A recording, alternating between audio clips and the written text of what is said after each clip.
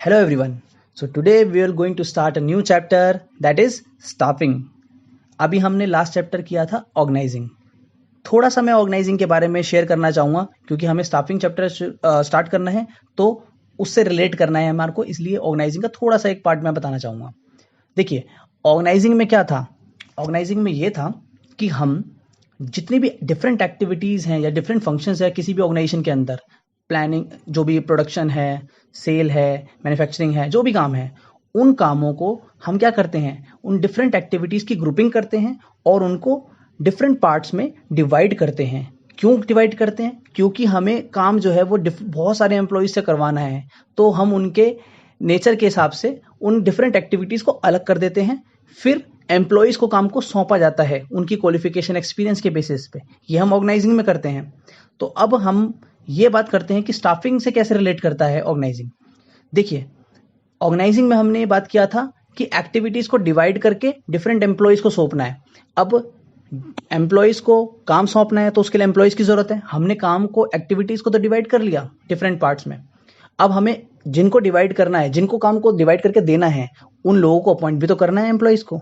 तो स्टाफिंग में क्या इन्वॉल्व है? Appointment of employees, recruitment of employees and selection of employees.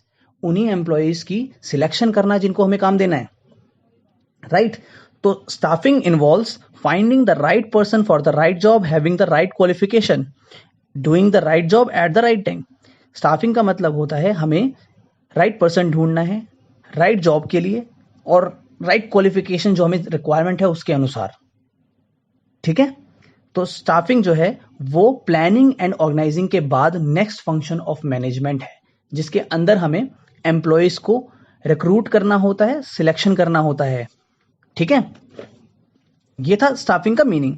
अब हम आते हैं स्टाफिंग की इंपॉर्टेंस पे या उसके बेनिफिट्स पे.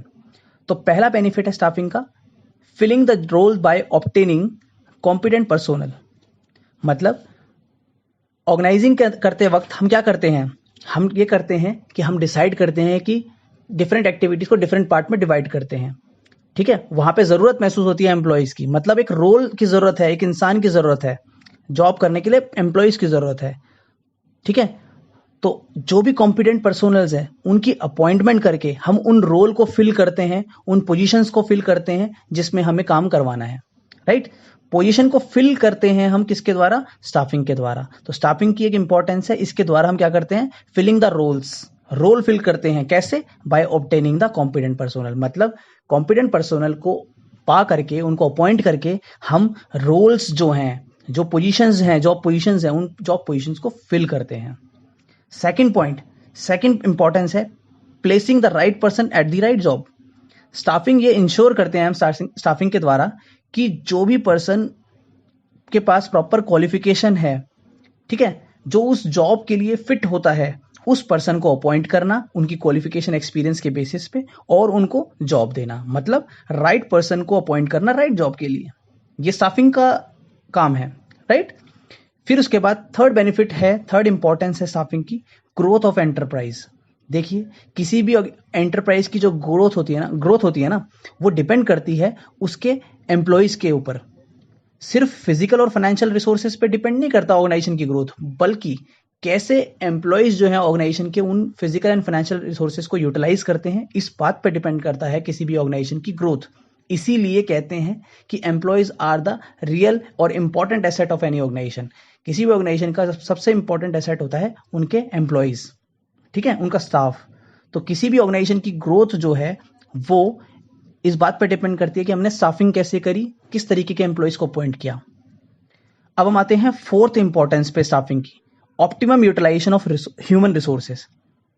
स्टाफिंग के द्वारा हम ये इंश्योर करते हैं कि जितने भी नंबर ऑफ एम्प्लॉयज़ हमें चाहिए या जिस भी टाइप के एम्प्लॉयज़ हमें चाहिए उस तरीके के एम्प्लॉयज़ हम अपॉइंट करें. ये स्टाफिंग को इंश्योर करना होता है. स्टाफिंग के द्वारा हम अपनी मैन पावर रिक्वायरमेंट्स जो भी है हमारी, और जिस भी टाइप की एम्प्लॉयज़ की हमें रिक्वायरमेंट है उसको पूरा करते हैं.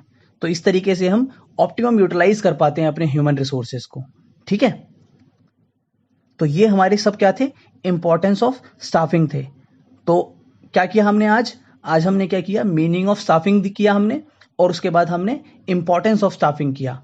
तो ये थोड़ा सा टॉपिक हमने आज पढ़ा है, तो इसको आप पढ़िए.